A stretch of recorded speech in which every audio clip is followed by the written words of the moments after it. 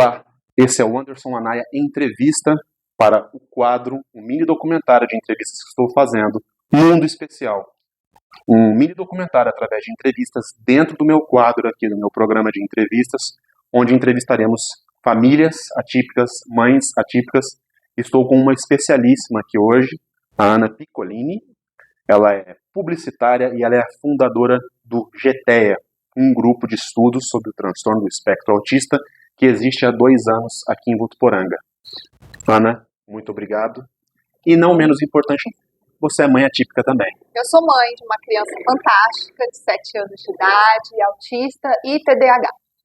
Fala um pouco da sua trajetória e como é que é a sua rotina de uma mãe atípica e principalmente falaremos sobre o GTEA, por favor. Sim, a rotina de uma mãe atípica é como de tantas outras mães, colegas, mães atípicas. Eu costumo dizer que a gente faz parte de um grupo de mães que muitos admiram, mas ninguém quer ser. Né? A mãe tida como guerreira, de um anjo azul, e eu brinco que a gente não é guerreira não, a gente é cansada mesmo, né? Porque se a gente é guerreira é porque tá muito e alguém tá deixando de fazer o que precisaria fazer. Não tem esse romantismo todo, então? Não tem. Eu falo que a gente não vem de romance, né? Eu tô mais por uma obra da Agatha Christie, né? Então a gente vai por essa linha. Mas a gente tenta trazer um pouco de bom humor até para dar uma leveza no nosso dia a dia que é tão pesado. Que é importante também. Sim, muito. Fala pra gente sobre o GTEA. Isso, o GTEA eu falo que é um projeto do coração, assim.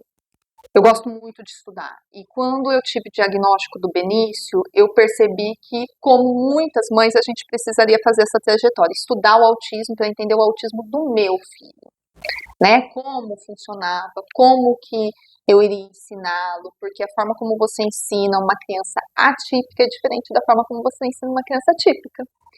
Então, eu resolvi estudar. E eu falei, gente, estudar em conjunto, eu sempre fui uma pessoa muito do coletivo, né? Eu falei assim, é muito mais interessante e mais motivador. Falei, vamos, então, formar um grupo de estudos voltado para educadores, porque eu percebi que nas escolas, na educação, eu acho que ainda falta muito essa caminhada para realmente a gente ter uma educação inclusiva, uma inclusão de verdade dentro da escola. Então, assim, não adiantava eu cobrar algo do educador, algo que ele não tem, inclusive na sua própria formação, né, precisa de uma capacitação contínua. Então eu formei um grupo, que é o GTEA, esse grupo ele ocorre com encontros online a cada 15 dias, nós recebemos especialistas da área da saúde, da educação, mães atípicas, autistas, nós procuramos ouvir de forma muito democrática todos os envolvidos no cenário autista, para que a gente possa aprender, ouvindo diferentes vieses, diferentes realidades, diferentes perspectivas, exatamente, porque é muito importante isso, né? O autismo do meu filho não é igual ao autismo do filho de outras mães ou de outros autistas. Muita gente não pensa isso, né? Mas não é, né? E eu preciso entender isso. E aí eu me reúno com esses educadores. Hoje a gente tem cerca de 120 educadores de Votuporanga, da região, de outros estados, Rio de Janeiro, Minas Gerais, Mato Grosso, Bahia. E o interessante é que eu peço sempre que eles repliquem aquilo que eles aprenderam nas suas escolas. Então a gente costuma brincar que o GT é ação, virou um verbo. Então a gente sai plantando sementinhas, né? A gente sai pulverizando essa informação, esse conhecimento, fazendo o acolhimento dos educadores, que também tem uma rotina muito pesada. Então eu procuro ir por esse caminho, assim, eu não tenho tempo de apontar culpados. Eu preciso reunir pessoas para que a gente consiga caminhar juntos. Eu não posso perder mais tempo. Desde o processo de você querer criar a sua motivação intrínseca de querer criar o GTEA até colocá-lo efetivamente em prática, deu muito trabalho? Não, eu sempre estive na educação. Eu sou filha de professora, eu cresci dentro de um ambiente escolar. Eu acho, para mim, o ambiente escolar é o melhor ambiente que alguém pode ter. Existem 2 vertentes, assim. A grande eureka que me veio à mente foi uma mãe que um dia me encontrou e falou assim, nossa, meu filho agora terminou o ensino médio, acabou o Calvário. E aquilo para mim doeu, porque Calvário é uma palavra muito dura, é uma palavra muito forte, de muito sofrimento. E eu pensei, gente, a escola não pode ser o sofrimento de alguém. A escola tem que ser um ambiente acolhedor, um ambiente seguro, um ambiente de oportunidades, é o lugar de aprendizado, é lá que tudo acontece. Muitas vezes é o lugar de maior socialização de um indivíduo autista, né, com regras próprias, outras pessoas que são diferentes de você, como a nossa sociedade. Diversa. Exatamente. Então eu falei assim, não dá para ser assim, né? Eu acho que a gente precisa ter uma construção diferente.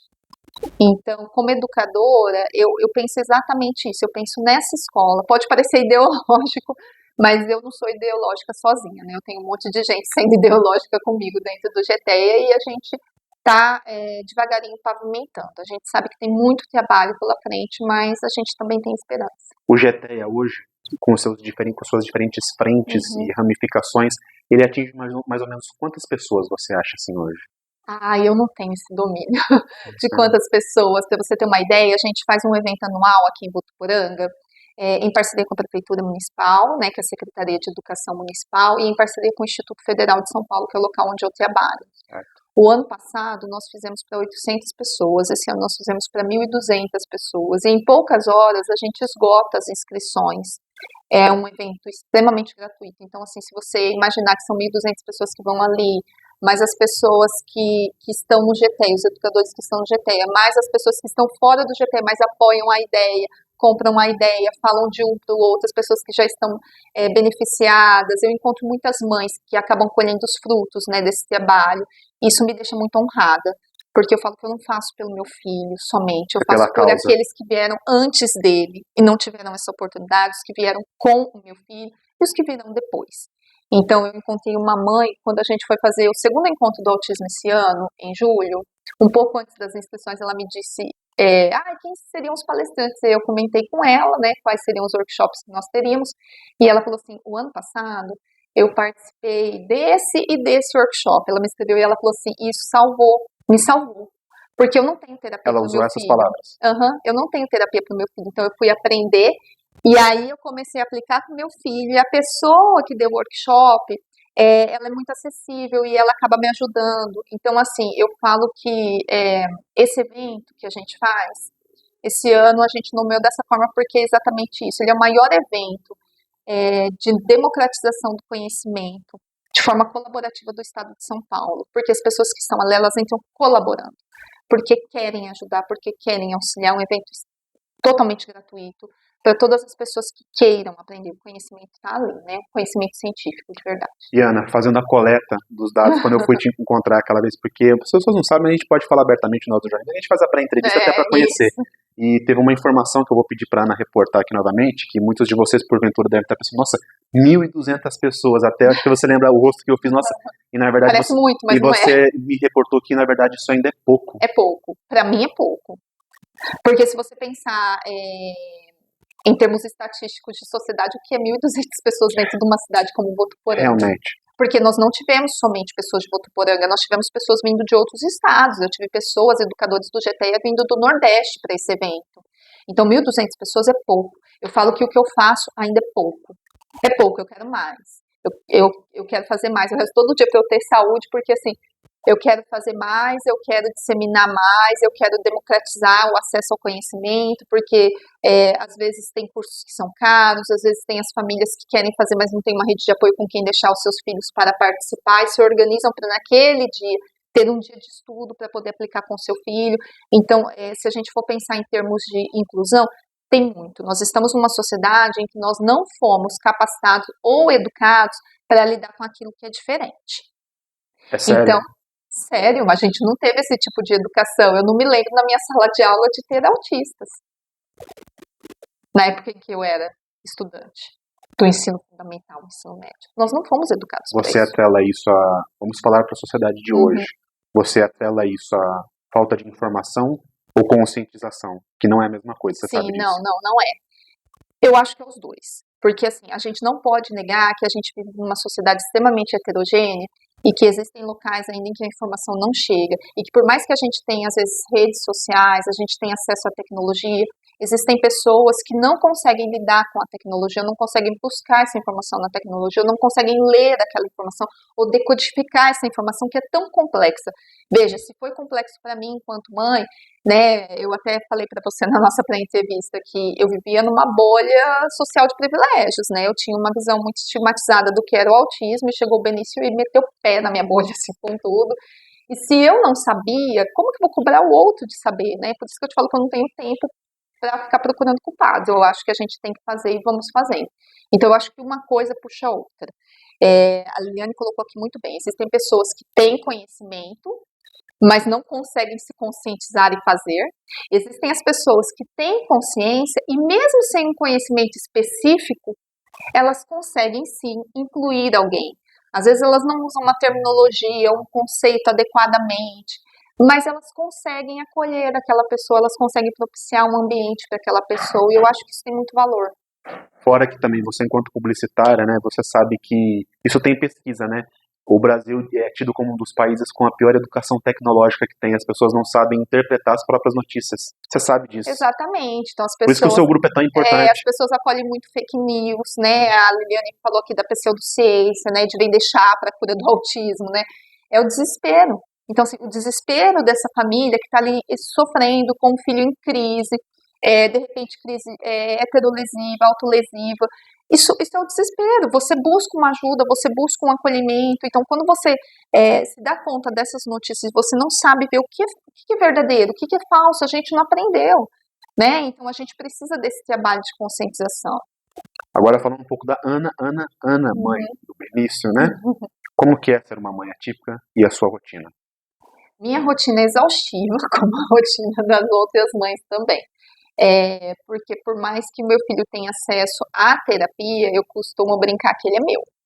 Ele vai passar pela terapia, ele vai passar pela escola, mas é para mim que ele vai voltar. É comigo que ele está. Então é comigo que a gente vai ter os BOs da vida, né? É comigo. Sou eu que vou ter que ensinar, é o meu esposo que vai ter que ensinar, né, as tratativas sociais que são tão difíceis, né, dos autistas conseguirem decodificar essas informações. E sim, tem dia que a gente quer desistir, tem dia que a gente chora, tem dia que a gente fala, não vou dar conta, ou eu vou deixar isso tudo, mas você dorme, acorda e vê que você não tem muitas escolhas. A verdade é essa, eu costumo brincar que o autismo é um oceano, e tem gente que tá de iate, tem gente que tá de barquinho, tem gente que tá de boia, e tem gente que nem sabe que entrou e um dia vai entrar, né, porque é tão diferente, a gente não tem as mesmas condições, a gente não tem os mesmos cenários. Eu tenho amigas que, de repente, têm uma condição financeira de propiciar um tratamento, mas não consegue porque não tem o profissional. Eu tenho amigas que tem o profissional, mas esse profissional não atende bem. Eu tenho amigas que não conseguem o tratamento pelo plano de saúde, eu tenho amigas que não têm plano de saúde, então a gente nunca consegue um cenário ideal. Ana, e como você é a fundadora de um grupo muito importante, que está empoderando, qualificando, ajudando a disseminar, a democratizar a informação, o que você ainda acha que falta, não tanto de grupos quanto o seu, mas da sociedade como um todo? Vamos pensar numa utopia, no caso. São políticas públicas, boa vontade das pessoas, é o mundo da publicidade, o próprio jornalismo abrir mais portas para esse tipo de questão, para esse tipo de assunto. O que você acha que ainda falta, que seria o grande divisor de águas, assim, para termos uma sociedade de fato inclusiva e realmente justa? Em termos utópicos. Em termos utópicos. Entendimento. Quando eu entendo por mim mesma, de forma independente, que uma questão como essa, um transtorno de neurodesenvolvimento, não é um problema só seu, mas que eu, enquanto sociedade, também posso me responsabilizar, eu não dependo de leis ou de religião para me dizer o que é certo. Eu vou fazer o certo. E em termos de políticas públicas, podia melhorar alguma coisa? Nós precisamos de muitas políticas públicas. Existem vários projetos de lei em andamento, por exemplo, um projeto de lei que a gente precisaria de uma força maior é o acompanhante terapêutico poder entrar na sala de aula, estar com essa criança, assistir essa criança. Nós precisamos de políticas públicas que garantam moradia assistida para autistas adultos, em níveis maiores de suporte, que de repente não tem ali o apoio familiar, ou a sua família deixou de existir, porque essa é a realidade, em muitos casos do autismo, né, em que os pais se separam, de repente esse indivíduo acaba ficando com a mãe, é uma realidade que se repete, e essa pessoa vai crescer, né, os autistas crescem, como todos nós, e ele vai ficar adulto, e de repente ele realmente vai precisar de um suporte maior, e essa mãe vem a falecer. Com quem fica esse indivíduo que precisa de tanto suporte? De suporte para as atividades de vida diária, de suporte para se alimentar, de suporte de segurança, com quem ele fica?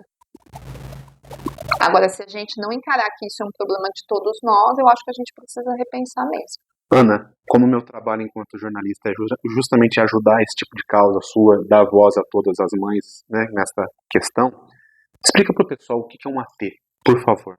Até um atendente terapêutico ou um acompanhante terapêutico que auxilia esse indivíduo nas necessidades, através das capacidades que ele precisa desenvolver, geralmente com um plano terapêutico. Isso é nas escolas? Em que Pode ambiente ser empregado em qualquer ambiente, porque a gente caminha por todos os ambientes. Eu não estou 24 horas dentro de uma escola, você também não, né? Eu estou em vários lugares. Eu conheço autistas adultos, por exemplo, que a acompanhante terapêutica vai na casa, auxiliar nas atividades de vida diária. Ela é adulta, ela é mãe de uma menina, por exemplo, e a pessoa vai lá auxiliar ela, lembrar, por exemplo, olha, você tem que lavar a louça, olha, vamos te ajudar aqui, você tem que organizar a sua rotina, sua filha vai chegar, como é que vai fazer? Porque existem a questão das funções executivas, que são muito deficitárias em pessoas com transtorno de neurodesenvolvimento, e às vezes precisa desse acompanhante terapêutico para fazer esse suporte. Ana, em breve nessa série que eu estou fazendo aqui, obviamente nós trazemos profissionais dos mais diferentes segmentos para a questão do autismo, mas você, como você é do GTEA, você tem uma gama muito grande de informações, eu ia te pedir para você explicar para o pessoal os diferentes níveis, por favor. O DSM-5, que é o Manual Internacional de Diagnóstico e Transtorno Mental, ele traz 3 níveis de suporte, nível 1, nível 2 e nível 3, e lá tem a descrição. Então, o nível 1, ele precisa de pouco suporte, nível 2, um suporte substancial, nível 3, muito suporte. Há uma grande discussão, eu também preciso relatar isso, em volta dos níveis de suporte, né, que existem discussões, assim, infinitas dentro da literatura, que a mesma pessoa, por exemplo, às vezes ela é caracterizada como nível 2, mas de repente em um determinado ambiente ela vai precisar de um pouco mais forte, seria para um nível 2. E também as pessoas têm uma estigmatização de que se o autista verbaliza, se ele fala, ele não é nível 2 de suporte. Eu conheço autista adulto que fala muito bem, se comunica bem, mas ele é um nível 2 de suporte. Então essa classificação, quem emite muitas vezes é o médico. Geralmente, Ana, nós vamos trazer uma psiquiatra que vai falar aqui, mas se você quiser adiantar isso, fique à vontade. Quais são as principais manifestações comportamentais dessas diferentes níveis? Para a pessoa entender melhor um pouco, para as pessoas entenderem um pouco melhor. Geralmente rigidez cognitiva e se tem comorbidades, por exemplo, deficiência intelectual, né? Que aí é uma questão mais complexa que envolve o cognitivo, o aprendizado. O nível 3 ele tem pouca autonomia própria, é isso? A maioria dos casos. Entendi. Fala um pouco mais sobre o GTEA, quais são os próximos passos que você quer dar com ele e convida o pessoal para conhecer, por favor. A gente tem uma vontade muito grande de levar o GTEA para o físico, então proporcionar, de repente, cursos, a gente já está montando vários cursos, tanto para educadores quanto para famílias, a gente está tentando essa abertura, inclusive com grupos de mães, né, que possam nos dar essa abertura de ter esse treinamento, porque a gente acredita que o centro da questão está no núcleo familiar, né, do quanto essa família pode contribuir para a vida, para a autonomia, para a independência dessa criança, até para capacitar, para facilitar, para deixar o dia a dia dessa família mais leve. A gente também está em contato com pesquisadores do acadêmico mesmo, profissionais que estão fazendo mestrado e doutorado e participando de alguns projetos de pesquisa, que alguns a gente ainda não pode, assim, revelar, né? Mas hoje, por exemplo, eu conversei com uma pessoa que a gente vai trabalhar com realidade virtual para autistas. É mesmo? Isso é bastante ousado. A gente é. Mas tem que ser, né? A gente sonha alto. Eu falo assim, gente, sonhar alto não custa, né?